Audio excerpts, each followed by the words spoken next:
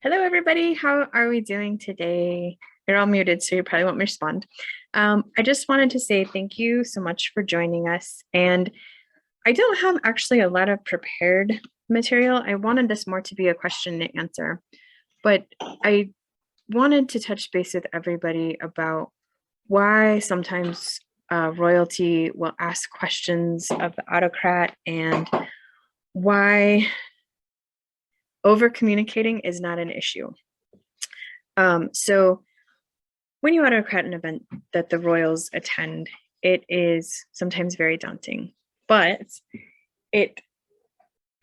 it's really just an opportunity to work with a lot of different people who are trying to make a lot of magic for participants. So a lot of times when royalty is asking questions like, how many children are pre-regged, or what activities do you have planned, or the big one is your group going to be providing thrones? And those are all questions just to help with planning, not necessarily like nobody's judging, nobody's, upset about the way you've planned your day. It's just informing the crown so that they know how to plan for your event. So, for example, when we ask if thrones are going to be provided, 99% of the time it's because we need to figure out if in our vehicle we're going to be hauling 2 thrones, 4 armor bags, newcomer mug box, the children's toy box. Sorry, hold on one second. So there's a lot of stuff to bring. So when we ask about thrones, it's not an accusation. It's not anything more than we need to know how much car space to bring all of the stuff. Questions like how many children are pre-regged. A lot of times it's because we want to know how many gifts to bring or how many things to plan, or there's just never a time where you're going to over communicate with the crown about the event. And honestly, a lot of what causes a lot of anxiety going to events is the unknown, is not knowing if there's going to be thrones provided, not knowing what the food situation is going to be, not knowing what and it's not that like royals don't like food not being provided, it's just not knowing. So a lot of times over communicating is not a thing for royalty. Does anybody have questions so far or anything that you wanted to ask? This is a really small group and it should be a really safe group to ask questions if you were like, man, I've always wanted to know and I've just never wanted to ask. Is there anyone that has any questions that they want to start with or any topics that they want to touch on? And I don't know how to tell if somebody's raising their hand. How do I tell? I have a question. There'll be a yellow hand if somebody is raising their hand. Okay, so if there's nothing, then not. No questions? If there's not a published list of foods that someone is allergic to, how's the best way to find out? Okay, that was a really good question. So if you didn't hear that, if there's not a published list of food, which that should 99% of the time be published on the Kingdom website, likes and dislikes, allergies, things of that nature are always going to be found on the Kingdom website under the royalty tab. So if you're preparing a feast of sausage, if you're preparing a feast of any kind, that's always a really good place to start. It can be frustrating for all involved when there's an allergy and that information is not shared, but that information should be easily accessible on the Kingdom website. Any other questions? For communications, do most crowns prefer that it goes straight to you or to your head of house? So I can't speak for everyone, but our head of house is very, very heavily involved in the planning process. So usually questions are best to come to her. or them, it's Mistress Melissa and Sir Casca are our personal heads of house. And they are very good communicators. They're a very good resource, and they're always a really good place to start. Especially, I think we have 6 events on the calendar through the end of the reign. So they're always going to be a really good first point of contact. If you're not getting responses from them, always feel free to go to the crown. But the very first best place to start is with the head of house, because they often will have a lot of the answers that you're looking for in advance.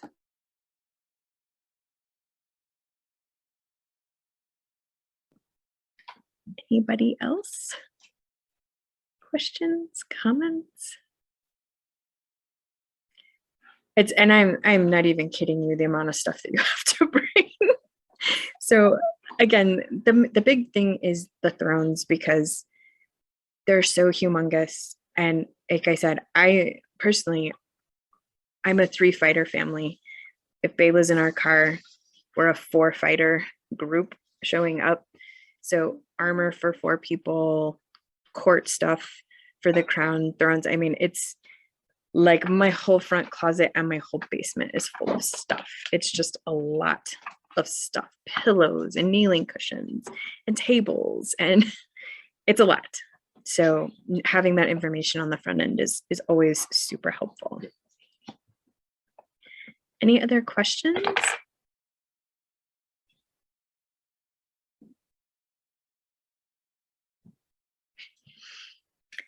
So What are some other things that you need from autocrats, like special places to park or help unloading, things like that? yeah, so those are all, again, like over communicating. Like people sometimes be like, oh, that's just over communicating, but letting you know, like, yes, there's an upfront parking spot for you when you arrive. In the case of, crowns that are not married or together as a couple, we need 2 parking spaces usually, because we do ride separately a lot of times. So making sure that we have 2 parking spaces reserved for us is also very helpful. Something that I did want to touch on too was feast court. I know that sometimes people think that feast court sounds like so much fun and such a great idea.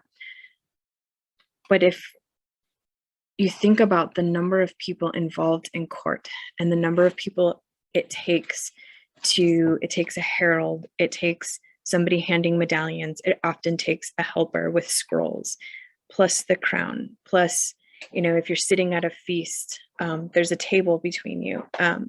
Feast courts are extraordinarily hard to execute, and I can see the allure and I can see that being fun, but for an evening court, it's very, very, very difficult to execute. And in addition to being difficult to execute, that also means that none of our retinue can actually sit down and have a meal. So feast courts, it's not that people don't want to try new things and don't want to have fun. A lot of times, if we have to say no to something, it's a logistical issue of how many people have to be involved and making sure that our retinue actually gets to also enjoy the event. So that's another big one that I kind of wanted to touch on, is trying to keep in mind the logistics of what it takes to run a court. Can sometimes be overlooked when you're trying to plan a really unique, fun thing. It's just not logistically possible with all of the moving parts. Does anybody have questions about that?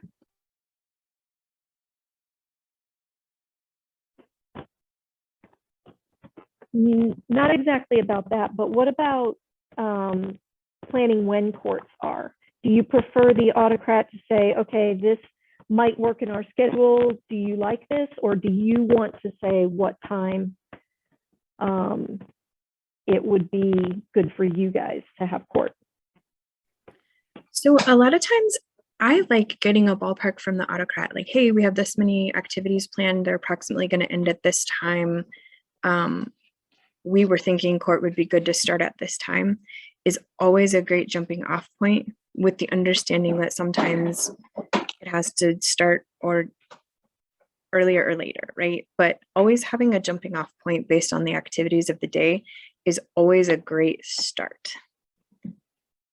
We try very hard, if we say court's starting at 10, to be at 10 or within 10 minutes of that time, because we want to make sure that we keep things on track. I know Crown Attorney didn't seem that way, but we really wanted to give a lot of people the opportunity to get set up before we started the day. So Crown was kind of the exception. And I think Crown pretty much always goes that way, but we try to stick to the schedule to respect everybody's time. So starting with a ballpark of, these are the activities we have planned. This is when we think they're going to end. This might be a good time for court to start. And I think some of that also is determined by how much court business the local group has. So, and sometimes people will come to us and say, hey, do you mind if we have 10 minutes in court? And we only have 4 pieces planned, but the baronial court had an hour and a half worth of business that we weren't aware of. So coordinating with the group and with the Crown about how much court time is needed is also a big, because it's hard when we say, yeah, sure, you can have 10 minutes in court. And then baronial court goes almost 2 hours. And we're like, oh my gosh, we would not have approved all these other announcements and all these other things, making court be almost 2 hours long if we had known in advance. So sometimes it's just a lot of communicating and a lot of coordinating. But I think always starting with a ballpark of, these are the activities we have planned. This is approximately when they're going to end. We think this would be a good time to start court. And also, not every Crown, but we try to, if we have the scrolls, we come to the event with them signed.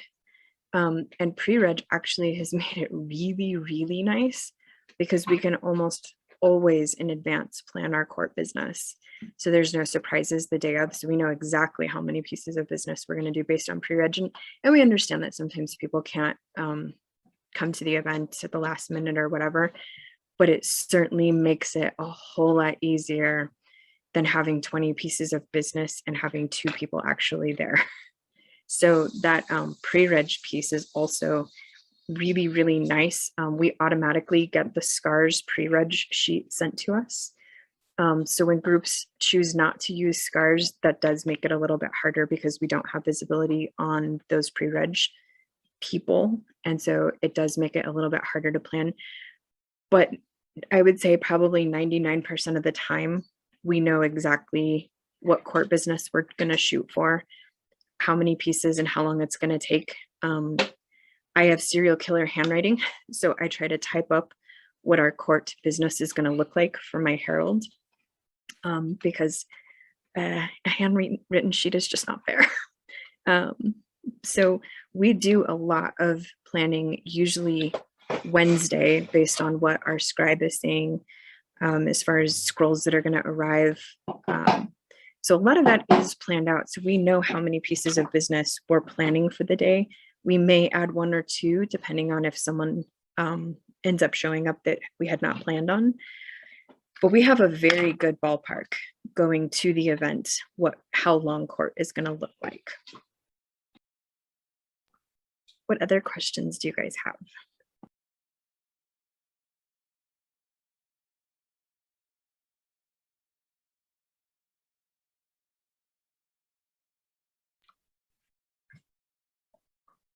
Anything? Okay, let's talk about the schedule of activities then. So I know that autocrats work really hard to plan amazing events with a lot of activities. And sometimes activities overlap. And I think that having that schedule to the Crown, like in all honesty, sending a schedule to the Crown, again, is part of that, what people feel like might be over communicating piece. But having the Crown know in advance what activities are going to be taking place, so that they can kind of plan out their day, because so much happens in a day and so many people need 5 minutes of your time. If you kind of have the opportunity to plan your day in advance, and I know that I'm going to go to the archery field from this time to this time, and then I'm going to leave a buffer, and then I'm going to watch a rapier tournament, and then we're going to separate, and one of us is going to go to A&S and one of us is going to go to equestrian or whatever the case may be. But having that schedule in advance again really helps with planning, especially if activities are overlapping, making sure like, okay, if activities are overlapping, I'm going to go to this thing and you can go to that thing while we do that, and then we'll switch halfway through the day. So again, communicating the schedule of activities is pretty important to make sure that every community feels like they have an opportunity to spend some time with the crown. And if we have that schedule in advance, that's a lot easier to do when we're planning. And again, this is kind of our preference. I plan a lot more than some crowns like to do things a little more on the fly. That's outside of my comfort zone. So I do sometimes have to adapt and change the plan, but going into it with a plan helps with the load of the day, because there's often so much to do in the day.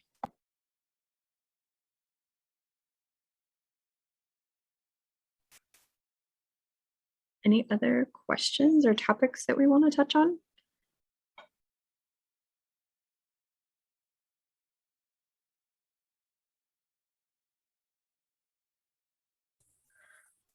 Your Majesty, so that's like a lot of planning stuff. So is there anything the autocrat can do to make it easier on the royals once they hit site? Like, I get that you've talked a lot about communicate ahead of time and share schedules, share plans, talk about it. But so once you actually hit site, is there anything that the autocrat can do?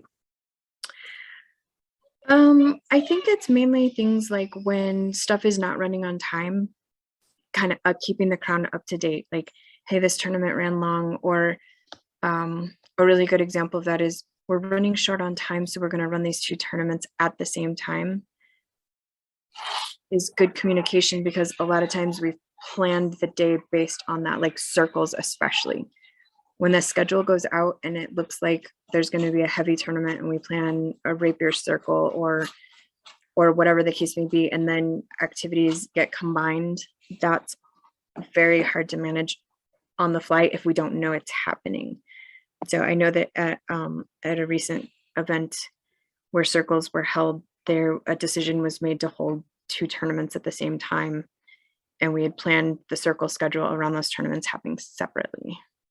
So when things change or deviate from the schedule, that on-site communication is pretty critical.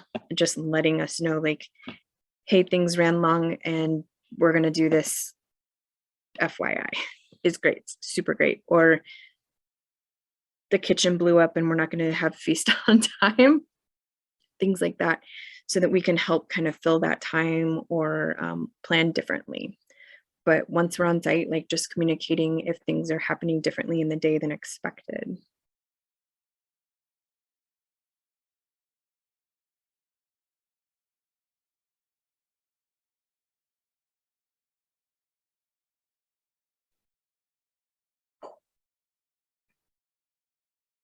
Any other topics we want to touch on?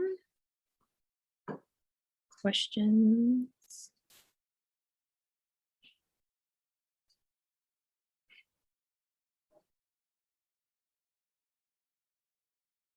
Anybody?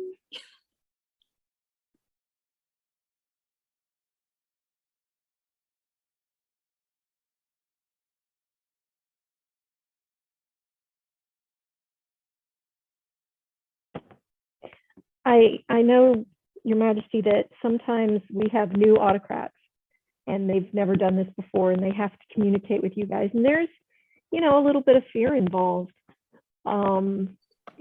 with that kind of thing. And they don't know necessarily how to deal with that. Do you have any advice?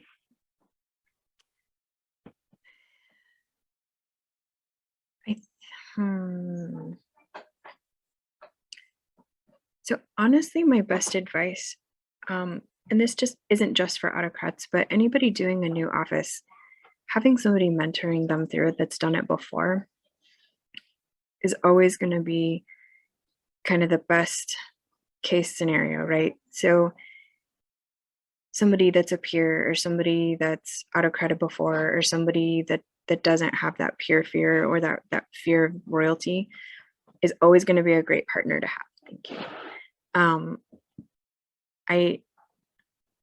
I understand peer fear. I try to be really approachable, but I wear glasses. So when I'm at events, there's a lot of squinting and there's a lot of RBF going on. And it's mostly just because I can't see. But I understand that could be perceived as unapproachable, but we try to be super approachable. But I would say having a mentor or somebody that can help you navigate those conversations that you find to be difficult. Does that answer the question? Yeah, I think so. Just knowing that you guys do want the communication and stuff probably also helps.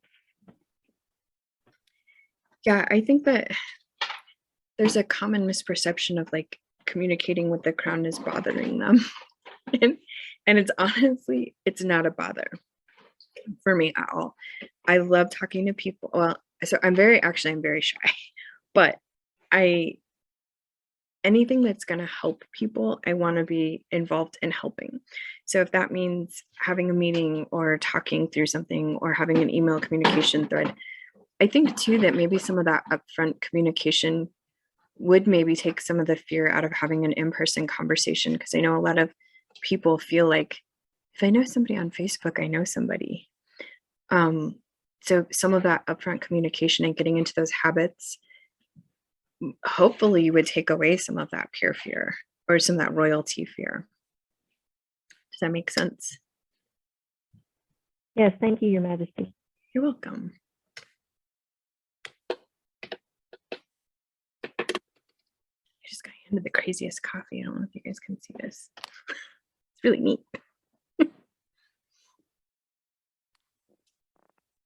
Any other questions about autocratting for royalty?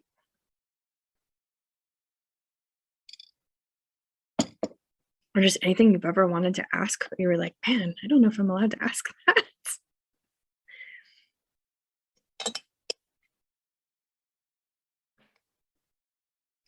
Anything?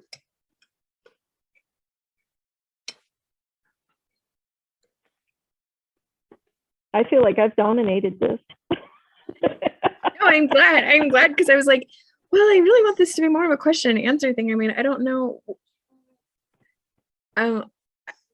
I think it's great to have these kinds of conversations because I think sometimes you just don't know what you don't know, and you don't know what to ask, and it can be very intimidating. And I get that it can be very, very intimidating. But I think the biggest thing that I want to hit home is you're never bothering the crown by asking questions or communicating. Is never, ever a bother. It's honestly the hardest thing is the fear of the unknown. So when we don't have information, we're like, well, guess we're just gonna wing it. So that, like I said, communicate is great. It's a great way to open the lines with the crown.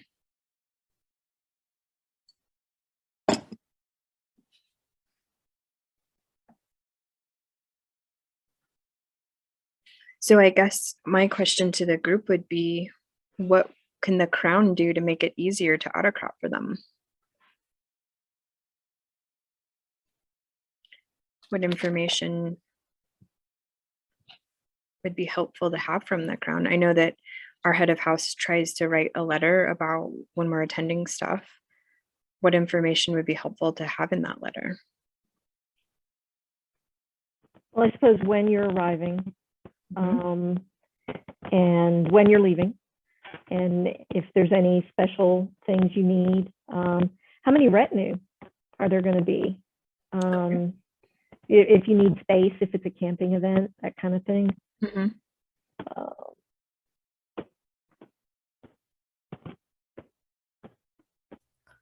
I know it was a question when I did Outlandish a couple of years ago of, did the crown want to have circles at the event? And if so, did they have a preference in which order they had them? did they have a specific place they wanted them, or did they want us to find them a place that was appropriate? So if the Crown wants circles, you know, what do they want to have those circles? You know, what do we need to provide to make that happen for them? So I think that asking the question again never hurts. Like, are you planning circles? You know, what are there any special activities other than what we have planned that you would like to see happen at the event? And the thing with circles, I will say, is they happen in a very specific order because in the past it has found to be the most effective order. So we always at Crown do the Masters of Defense on Sunday because there's a rapier tournament on Sunday. So the rapier, like the thought process there is the rapier people are going to stick around for Sunday, whereas possibly the laurels are going to be like, well, we're done here, we're heading out. So the order in which they happen sometimes is also important. Pelicans, I won't say are happy to, but are always willing to show up early. So having pelicans be the first circle, those guys will always get up and come no matter what time it is. It's just their way. So having the pelicans earlier in the day, you know, where some of the others are maybe not quite ready for conversation.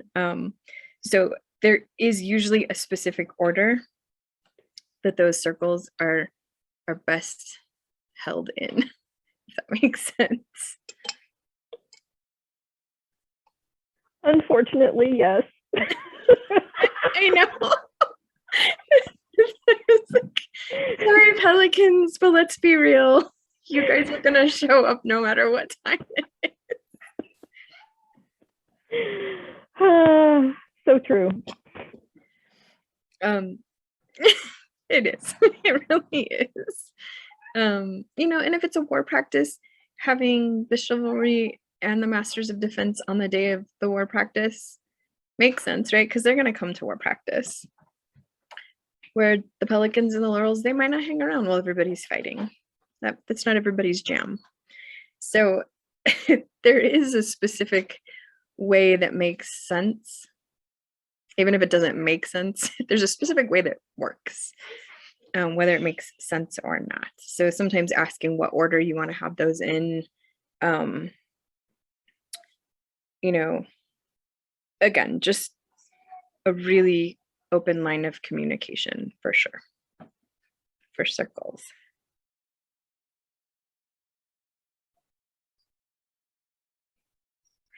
The other thing that I did want to bring up as a good point of communication, every group has their own financial policy, which also means they have their own group of people who are comped.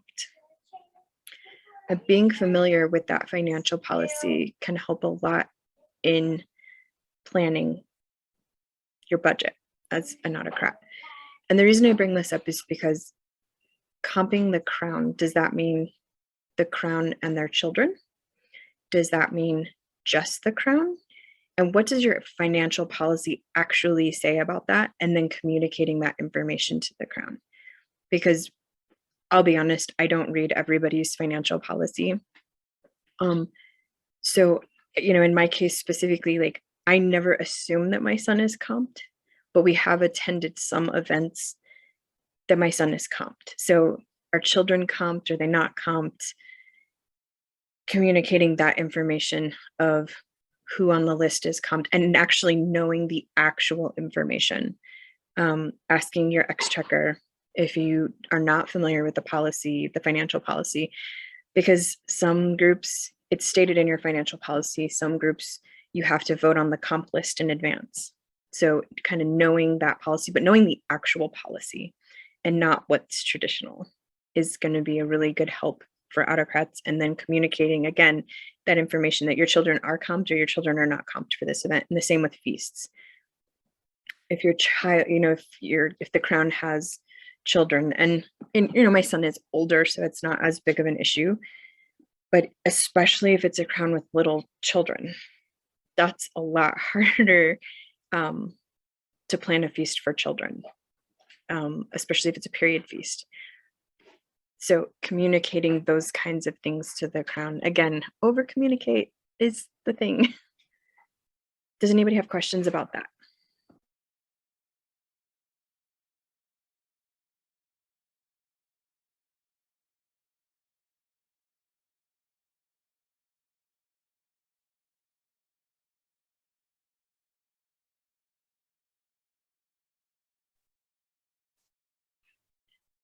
No questions about comps?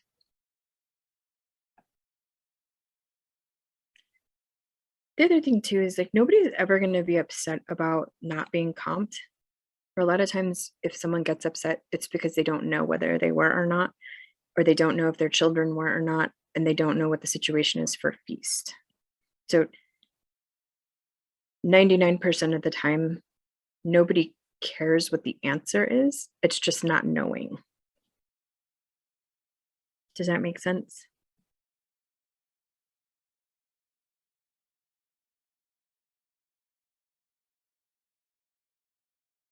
Thumbs up are good. What other topics would we like to talk about? Oh, I know, over communicating.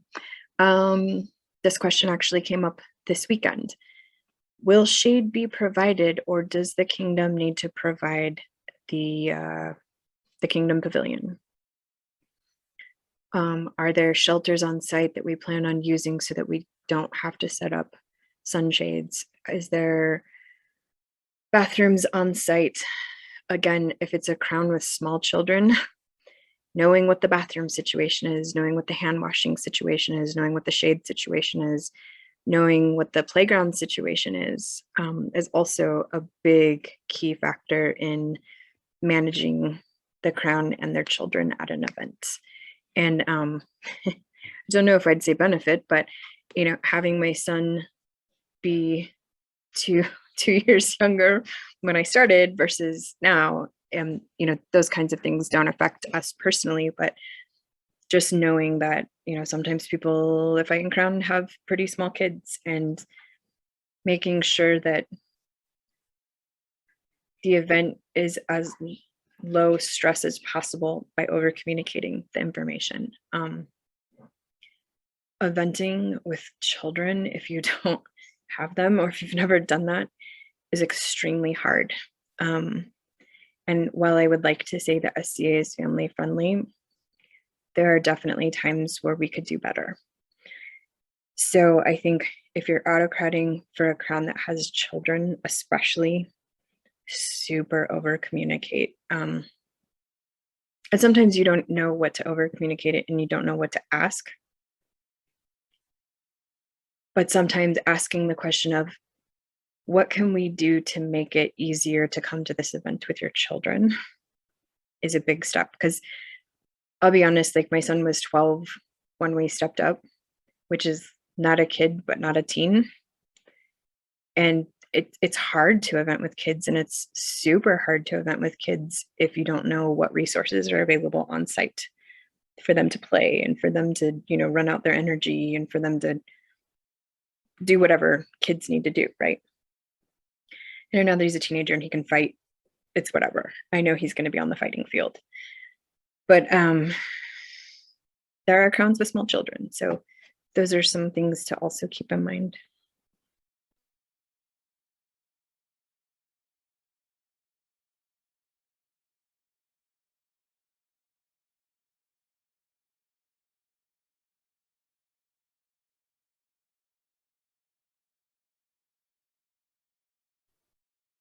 Other topics we want to touch on?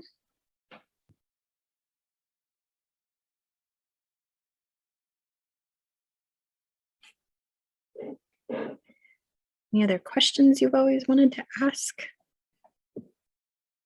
Things that the crown can do to make it easier to autocrat?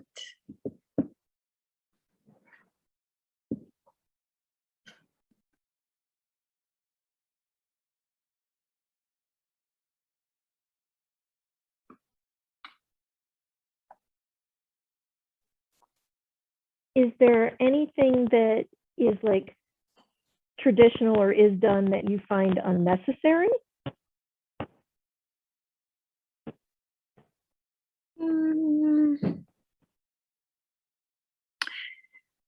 So the hard thing about tradition is it's not written down. So there are definitely times where you don't know what you don't know until you're in the thick of it. Um, things like, well, there's always circles at X, Y, and Z event. Well, is that because, is there a reason? So sometimes understanding the reason behind a tradition helps. Well, traditionally we have the site longer on Saturday and we have a struggle finding a site on Sunday. So having all the circles on Saturday are better or worse or whatever. But I don't think that there's really anything tradition wise that's hard. Well, I mean, like the stuff that's left in the royal room, that they decorate and they put out food for you. Is that something that is nice, or is that something that, don't really need that? Things like that. I think that little touches like that are always appreciated, but also never expected. So we always pack food. My son's pretty picky, so we always have snacks. So we don't expect a site to provide snacks. If I get to an event in the morning and there's coffee, that's always super appreciated. Things like that are always appreciated, but they're never expected. So those are just kind of the little bonuses and special touches that make the event even more special, but definitely never expected. Yeah, and having a room for the royals, for a private place is something that autocrats would need to facilitate. Yes, and there's a lot of reasons why. There's a lot of reasons why. So we can talk through some of those reasons. So having a private space is really nice because it can be really, depending on your personality, it can be really exhausting to be on the whole time you're at an event. And having a private place where you can take your head wrap off and you can sit on the floor and you can just you don't have to be the queen, or you don't have to be the king, or you don't have to be completely proper. Having that private space where you can decompress for a minute is really, really nice. It's also really, really nice because sometimes we have to have unfortunate conversations that people don't need to overhear. It's also really nice because when you're planning court, sometimes you need to spread out the scrolls. Sometimes the scrolls are these massive, beautiful pieces of art that you don't want to sit on the floor. So having that space is always really nice, where you can spread it out, you can look at it, you can plan court, and you don't have to be quiet about it, and you don't have to whisper, and then people are like, wait, what did you say? Wait, when are we doing this? When are we doing this thing? So that private space is really, really a lifesaver when you're at an event. So having that quiet space is a great help.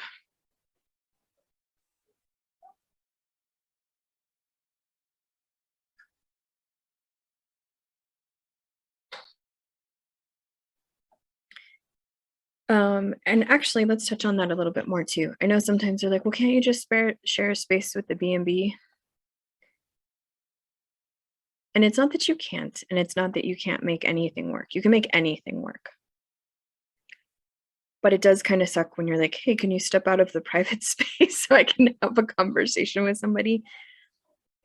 That makes it hard to share a space with B&Bs. Having that personal space that's just for the crown it really can make the event so much easier for the crown attending. And again, it's not that people aren't willing to share a space. It just makes conversations and court prep and those kinds of things very chaotic if you're having to share a space or if you don't have a private space to do that in.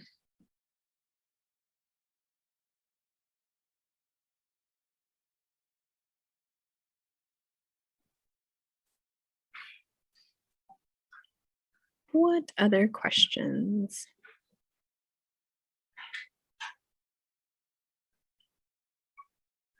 Oh, I know. Along those lines, having a table available at the back of court.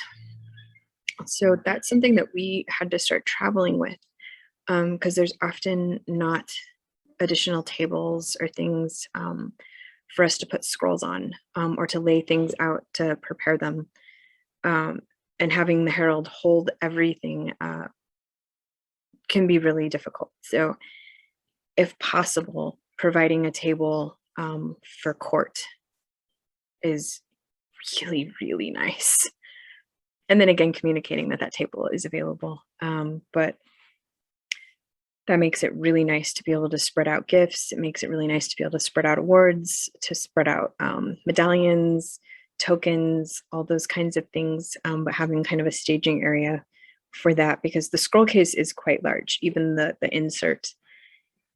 It's quite large because, like I said, there are some very large, beautiful scrolls that are made, and we want to make sure to keep those really safe.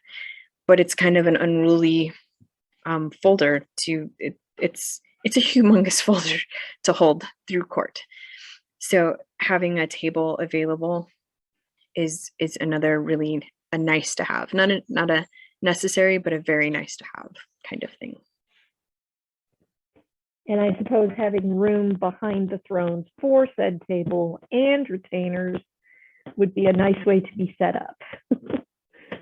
Yeah, so having the table like at the very back wall or back perimeter, I guess, is kind of like a good place to start, and then kind of setting up the stuff forward from there. But yeah, having that table, man, is so nice to have. I left my table at Crown. Figure out how to get that back. But yeah, just a little, it doesn't even have to be something gigantic, but just having that extra space to set something that's not the ground. Because let's be honest, nobody wants to set a scroll on the ground.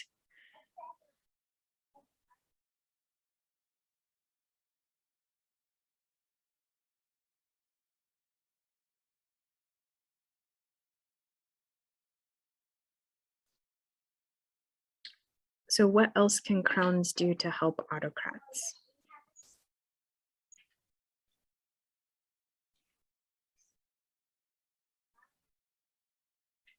Is there anything crowns can do to make it easier?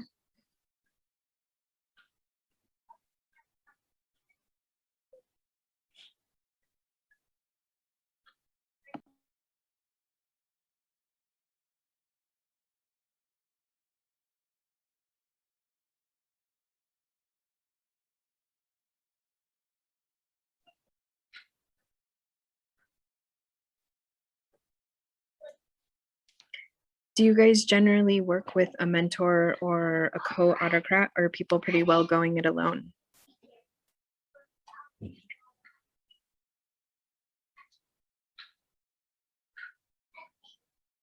Also, something that I noticed in the outlines is the team for an event does not often include a royal liaison. And is that something that people have explored, having a department head within the autocrat team that kind of manages that information and that communication? Is that something that anyone's utilized in the past, or would you like me to expand on that topic anymore? Well, I know that some events have had that. I think it probably depends on the group and how large the event is.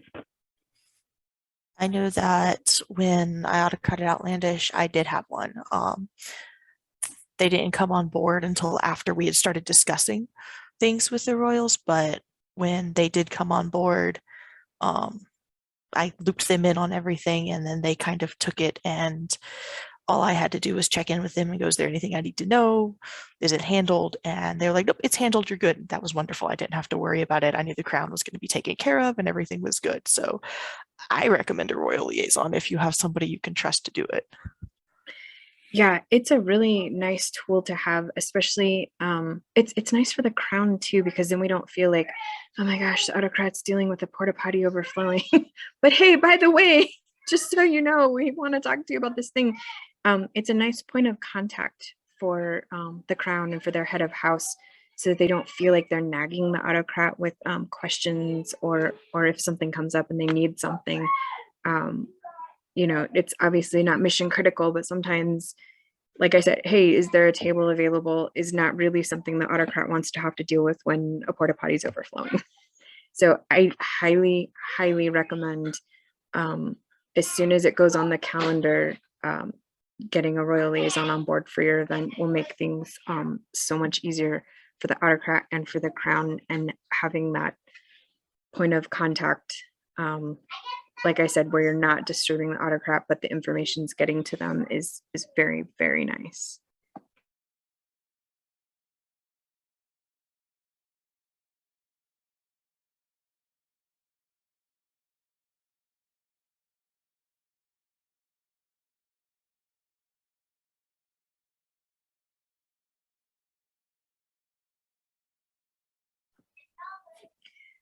Well, I think if there's no other questions or topics that we want to touch on, I think I'm going to go ahead and wrap up.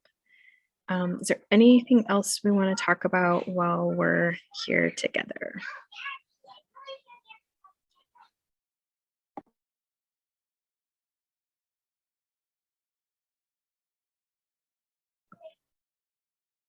Well, thank you for coming to my talk today. I hope that some of that information was helpful or enlightening, or it wasn't a complete waste of time.